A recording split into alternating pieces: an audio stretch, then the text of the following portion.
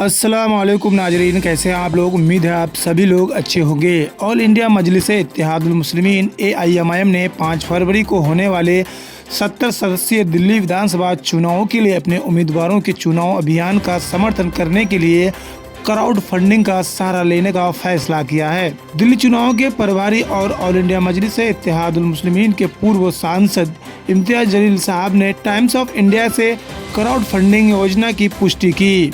उन्होंने कहा, हम बड़ी राजनीतिक पार्टियों की धन शक्ति का मुकाबला नहीं कर सकते।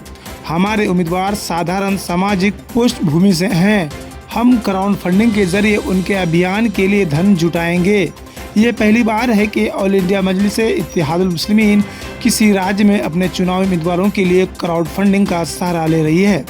हैदराबाद के सांसद बैरिस्टर असदुद्दीन अवैसी साहब के नेतृत्व वाली पार्टी ने 2 उम्मीदवार उतारे हैं। मुस्तफाबाद से पूर्व आप पार्षद ताहिर हुसैन और ओखला से जामिया के पूर्व छात्र संघ अध्यक्ष शिफाउर रहमान साहब।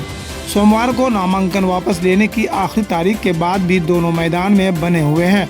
2020 के पिछले विधानसभा चुनाव में आम आदमी पार्टी ने दोनों सीटें जीती थी। ये दोनों उम्मीदवार 2020 के दिल्ली दंगा मामलों में आरोपी है और फिलहाल जेल में है। नामांकन पत्र दाखिल करने के लिए उन्हें कस्टडी पैरोल मिली थी, जिसके बाद वे फिर से जेल में है। हालांकि AIMIM ने 12 विधानसभा क्षेत्रों में चुनाव लड़ने की योजना बनाई थी, लेकिन MIM ने जीतने के उद्देश्य से खुद को केवल 2 सीटों तक सीमित रखा।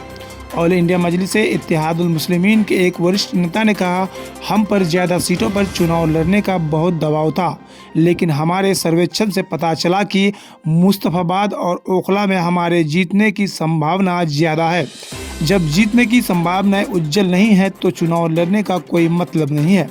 दोनों उम्मीदवारों के खिलाफ लंबित मामलों पर जलील ने कहा, हम ये दिखाना चाहते हैं कि पार्टी दोनों उम्मीदवारों और उनके परिवार के साथ मजबूती से खड़ी है। कानून को अपना काम करने दे, वो सिर्फ आरोपी है। जब हमने सर्वेक्षण किया तो मुस्तफाबाद के लोगों ने कहा कि वो ताहिर हुसैन और ओखला से रहमान चाहते हैं। 2020 में जब हिंसा भड़की थी तब रहमान भी भीड़ को नियंत्रित कर रहा था, लेकिन उसके खिलाफ मामले दर्ज किए गए हैं। दोनों उम्मीदवारों के 5 फरवरी को होने वाले दिल्ली चुनाव के लिए प्रचार की अनुमति मांगने के लिए अदालत जाएंगे। पार्टी दिल्ली विधानसभा प्रदर्शन करते हुए सियासी पंडितों को चौंका दिया था। 2020 के विधानसभा चुनाव में असदुद्दीन अवैसी साहब की पार्टी AIMIM ने 20 सीटों पर अपने उम्मीदवार उतारे थे। चुनाव के बाद जब नतीजे आए तो MIM ने 5 सीटें जीतकर सभी को चौंका दिया था।